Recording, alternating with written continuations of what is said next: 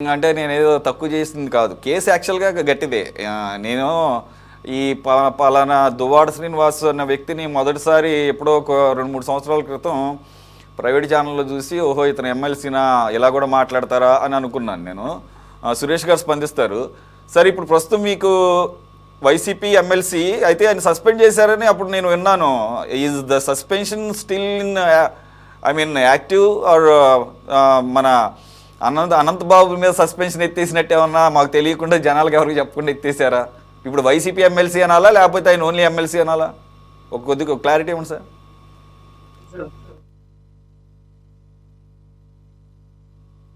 దాంట్లో క్లారిటీ ఎటువంటి అభ్యంతరం లేదు. అతను ఓన్లీ ఎమ్మెల్సీనే అనండి. ఆ వ్యవహారంలో పార్టీకి ఎటువంటి సంబంధం లేదు. ఎవరైనా కూడా సరే సార్, మేము తెలుగుదేశం పార్టీ ప్రతినిధుల్లాగా, జనసేన ప్రతినిధుల్లాగా మా వాళ్ళైతే వెనక సమర్థించుకుంటా రావడం, పగ వాళ్ళైతే వాళ్ళని తిట్టిపోయడం లాంటివి చేయం. తప్పు చేస్తే అది ఎవడైనా తప్పే. మా పార్టీలో వాళ్ళు తప్పు చేసినా, లేదా సస్పెండ్ అయిన వ్యక్తులు తప్పు చేసినా, ఎవరు సమాజం అంగీకరించిన వ్యాఖ్యలు చేస్తే అది తప్పే అవుతుంది. ఇందాక మన జనసేన ప్రతినిధి అంటున్నారు, పవన్ కళ్యాణ్ గారికి ఏం సంబంధం, హోమ్ డిపార్ట్మెంట్ ఉంది, హోమ్ మినిస్టర్ చూసుకునే, మళ్ళీ ఎన్నికల సమయంలో నన్ను చూసి ఓట్లేమని ఎందుకు అడిగారు పవన్ కళ్యాణ్ గారు? ఇప్పుడు మాత్రం హోమ్ డిపార్ట్మెంట్ ఉన్నదంటారు.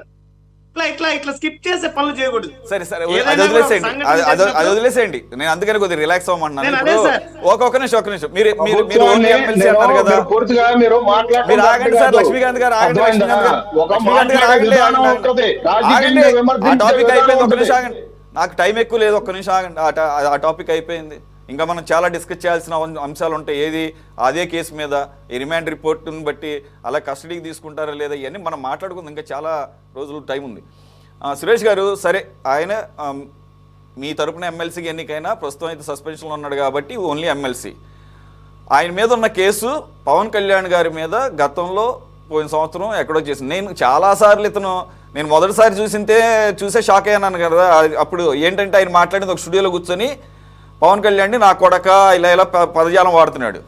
అక్కడ కూర్చున్న నాకు తెలియదు, అతను చాలా సీనియర్ జర్నలిస్ట్ అంట. చెప్పాల్సింది ఎలాంటి సమయంలో, ఎందుకంటే మనం ప్రక్షాళన చేసుకోవాలి. నా తప్పుంటే మనం కూడా ఎవరైనా చెప్తే తీసుకోవాల్సింది. ఆ జర్నలిస్ట్ అంటాడు వినపడినట్టు ఎదురు బదురుకొని కూర్చున్నారు స్టూడియోలో. ఇప్పుడు మీకులాగా మనకులాగా మీరేమో దీంట్లోనూ రిమోట్గాను, నేనేమో స్టూడియోలో అట్లా కాదు. కూర్చుంటే రెచ్చగొట్టే విధంగా ఎలా కల్చర్ తయారైందంటే, ఏంటి అన్నారు, ఒకసారి మళ్ళా అనండి అంటే ఆయన మళ్ళీ రిపీట్.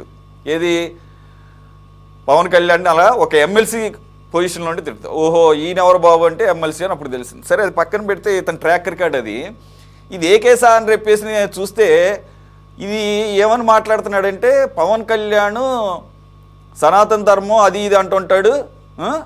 అసలు సనాతన ధర్మంలో లేకపోతే హిందూ ధర్మంలో ఏకపత్ని వ్రతుడుగా ఉండాలి, జీవితాంతం ఒక ఆవిడని పెళ్లి చేసుకున్నామంటే ఆవిడనే సాధారణచారిణిగా జీవితాంతం ఉండాలని చెప్పేసి శుద్ధులు చెప్తున్నటువంటి వీడియో అది.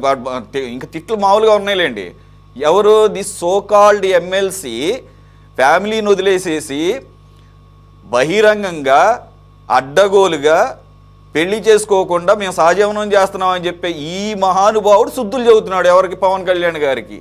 ఆయన చట్టపరంగా విడాకులు తీసుకొని 1 by 1 ఆయనకు తప్పగా ఏదో ఆయన అంటాడు, ఏదో నాకు తలరాతట్ట ఏడిసిందని చెప్పేసి.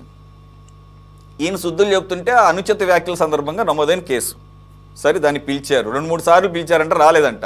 ఇక 3వసారి ఇక్కడ వెళ్ళకపోతే అరెస్ట్ చేస్తారని వచ్చాడంట. మళ్ళీ రమ్మన్నారు 27. పక్కన పెడితే ఈవిడ ఓవర్ యాక్షన్ బయట. సరే మీరు ఒక పార్టీగా ఇప్పుడు ఎలాగో మీకు సంబంధం లేదు కాబట్టి ఏమన్నా సహేతుకంగా ఉన్నాయో అతను చేసిన వ్యాఖ్యలు కానీ, లేదంటే నిన్న ఆవిడ చేసిన హడావిడి కానీ బయట? మా కార్యకర్తలు అంటుంది సార్ ఆవిడ. మరి ఏ కార్యకర్తలని అర్థం చేసుకోవాలి మేము? వైసీపీ కార్యకర్తలా లేదా దువ్వాడ శ్రీనివాస్కి మాదిరికి ఏమైనా సెపరేట్ సైన్యం ఉందా?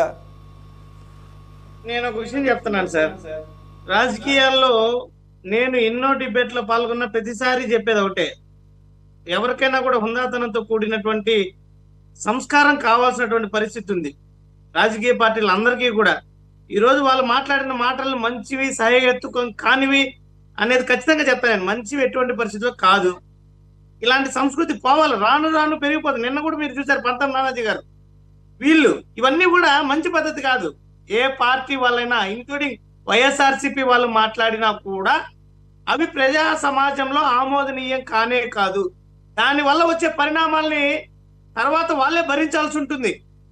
కాబట్టి ఎప్పుడు కూడా మనం మాట్లాడేటప్పుడు పూర్తి స్పృహతో మాట్లాడాల్సినటువంటి పరిస్థితి ఉంది. ప్రజా జీవితంలో, రాజకీయ జీవితంలో ఉండే వాళ్ళు సమాజంలోని ప్రజలకు సమాధానం చెప్పాలా. ఏ మాట మాట్లాడినా కూడా ప్రతి మాటకి కూడా అకౌంటబిలిటీ ఉంటుంది. కానీ అది మరిచిపోయి మాట్లాడేటప్పుడు దాని తాలూకా ఫలితాలని వాళ్ళు రాబోయేటువంటి భవిష్యత్తులో ఎదుర్కొంటారు.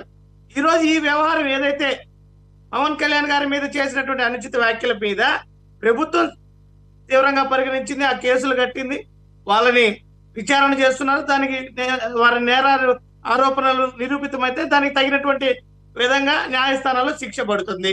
దానిని స్వాగతిస్తాం. అదే రీతిలో ప్రభుత్వాలు ఏకపక్షంగా ఈరోజు అనేక కేసులను తీసుకుంటున్నారు. అలా కాకుండా ఎవరు మాట్లాడినా, అది ప్రభుత్వంలో నాయకులు మాట్లాడినా, ఇతరులు మాట్లాడినా దీని మీద కఠినంగా వ్యవహరిస్తే రానున్న రోజుల్లో తగ్గేటువంటి అవకాశం ఉంటది. ఇది ప్రభుత్వం పాటిస్తే బాగుంటది. అన్ని రాజకీయ పార్టీ నాయకులు కూడా దీని మీద మారుతూ వస్తే బాగుంటది. లేదంటే ప్రజలు సమాధానం సరైనటువంటి రీతిలో ఇస్తారు.